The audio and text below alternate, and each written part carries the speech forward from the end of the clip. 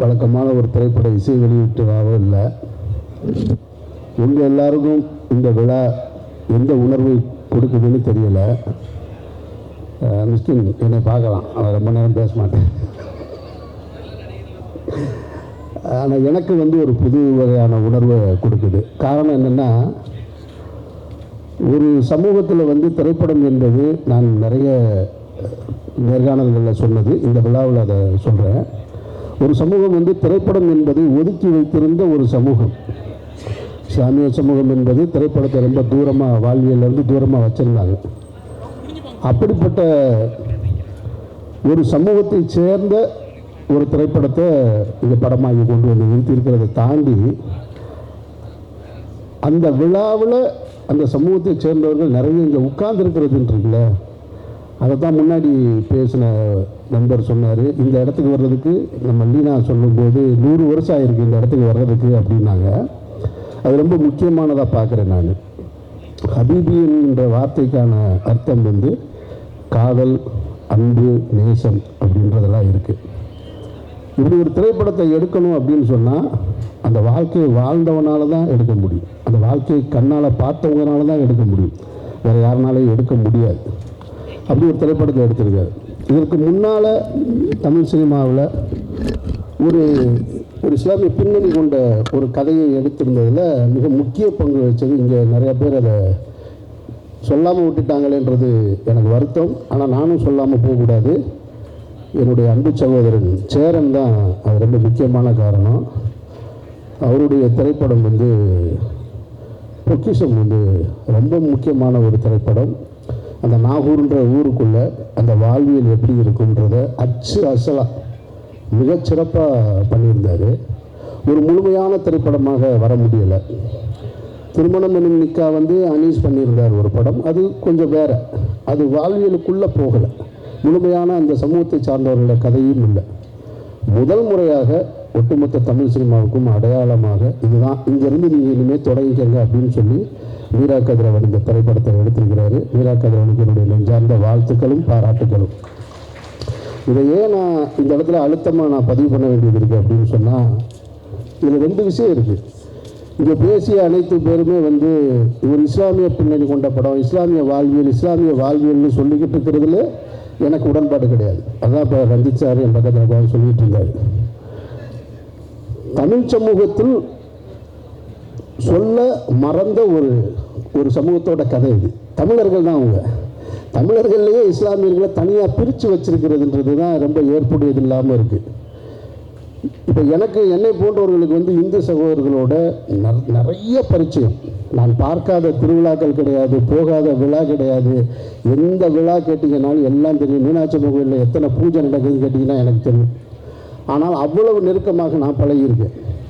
ஆனால் ஒரு இந்து சகோதரர் இஸ்லாமிய வீட்டில் பழகி இருந்தாலும் அது ஒரு வெளிப்படையாக ரொம்ப மேம்போக்காக நின்றுருக்கிறது மாதிரியான ஒரு தோணும். அவங்களுக்குள்ளே என்ன வாழ்வியல் இருக்குன்னு. ஏன்னா இந்த சமூகம் கட்டமைச்சிருக்கக்கூடிய இஸ்லாமியர்கள் என்னென்னா, ஒரு 100 வருஷ சினிமாவில் என்னவா இருந்தது அப்படின்னு பார்த்தீங்கன்னா, ஆரம்ப காலகட்டத்தில் படத்தில் ஒரு சாம்பிராணி போடுற பாய் ஒருத்தர் வருவார். அப்புறமா என்னென்னு பார்த்தீங்கன்னா கறிக்கடை பாய் ஒருத்தர் இருப்பார். அப்புறம் அது தாண்டி என்னவா இருந்துச்சுன்னு சொன்னால்,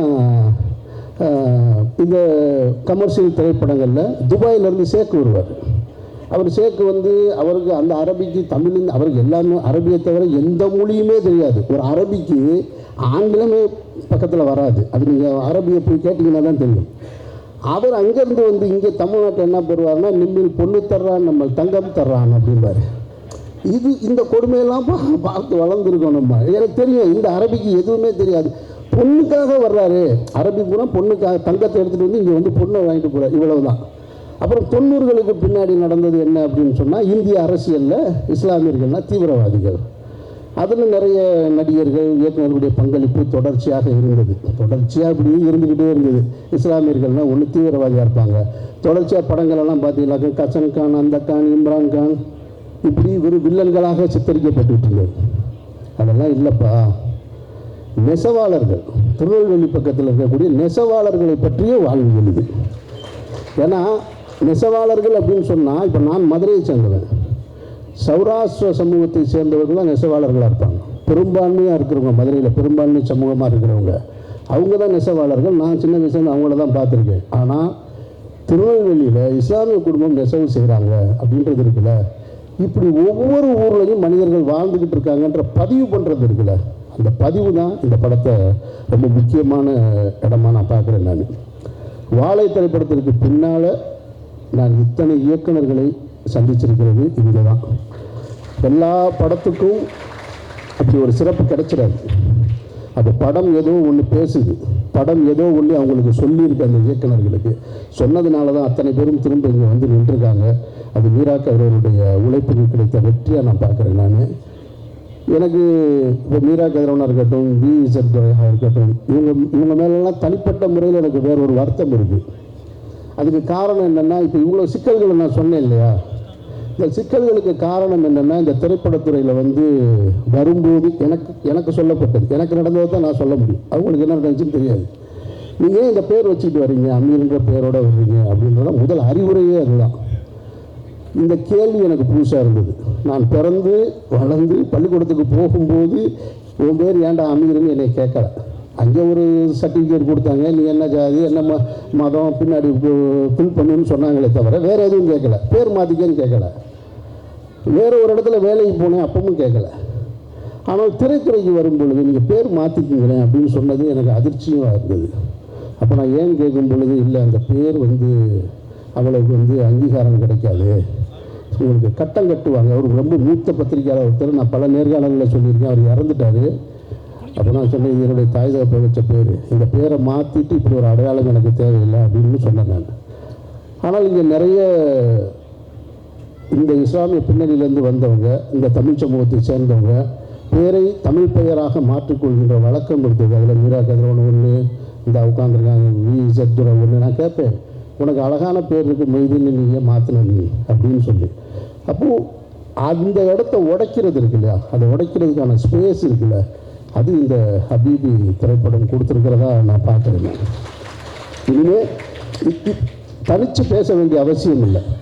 என்னை பொறுத்த மட்டும் இது ஒரு இஸ்லாமியர்கள் வாழ்வியல் கதைன்னு சொல்கிறத விட தமிழர்களுடைய சொல்லப்படாத கதைன்னு ஒரு பக்கம்னு வேணால் நான் ஆசைப்படுறேன். ஹபீபி அப்படி தான் பார்க்குறேன்.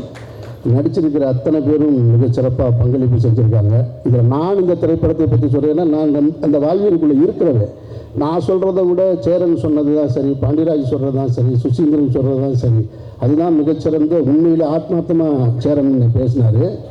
அவர் நான் சொல்லும்போது நான் கீழே உட்காந்து அவரை கேள்வி பண்ணிக்கல, நான் படத்தை லவ் பண்ணேன் அப்படின்னு சொன்னார். அப்புறம் படத்தை பார்த்தா ஹீரோனை லவ் பண்ணேன்னு வேறு சொன்னார். எனக்கு நான் சொன்னேன், அதோட நிப்பாட்டுன்றார்.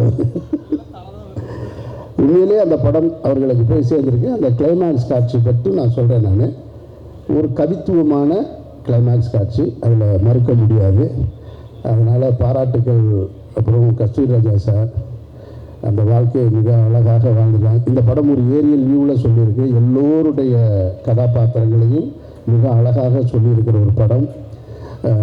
இந்த படம் எவ்வளோ பெரிய வெற்றி அடையும் அப்படின்றதெல்லாம் தாண்டி இந்த படம் தமிழ் சினிமாவில் ஒரு அடையாளப்படமாக வந்து நிற்கும் என்பதில் எனக்கு மிகுந்த ஆழமான நம்பிக்கை இருக்குது. படத்தின் நாயகன் வந்து ஈசா, அவன் எனக்கு உறவு, எனக்கு சொந்தக்காரன் பேர். அதனால் ரொம்ப நெருக்கமாக இருக்குது. சாம்சிஎஸ் சொல்ல வேணாம். அப்புறம் சக்கரியாவுடைய திரைப்படங்களை பார்த்து பிரமித்தவன் நான். சக்கரியாவுக்கு சந்திக்கக்கூடிய வாய்ப்பு கிடைச்சது. சக்கரியாவுக்கு இப்போ நான் பேசுகிறேன், நம்ம உடனே சந்திப்போம் அடுத்துன்னு. இப்படி நிறைய நட்பு வட்டங்களை கொண்டு வந்து சேர்த்து உண்மையான அன்போடு இந்த யார் சொன்னால் துரை தான் சொன்னான்னு நினைக்கிறேன். இது வந்து மீரா கதிரவனுக்காக வந்ததில்லை, இந்த படத்துக்காக வந்ததுன்னு நினைக்கிறேன் நான். அப்போ ஹபீபி திரைப்படம் உங்களையும் அப்படி தான் வந்து சேரணும். வாழ்த்துக்கள் மீரா கதிரவன். எங்கே இருக்காங்க ஆளே தானா? வாழ்த்துக்கள். இந்த திரைப்படம் ஒரு மாபெரும் தாக்கத்தை ஏற்படுத்தணும் என்ற என்னுடைய பிரார்த்தனையோடு நிறைவு செய்கிறேன். நன்றி.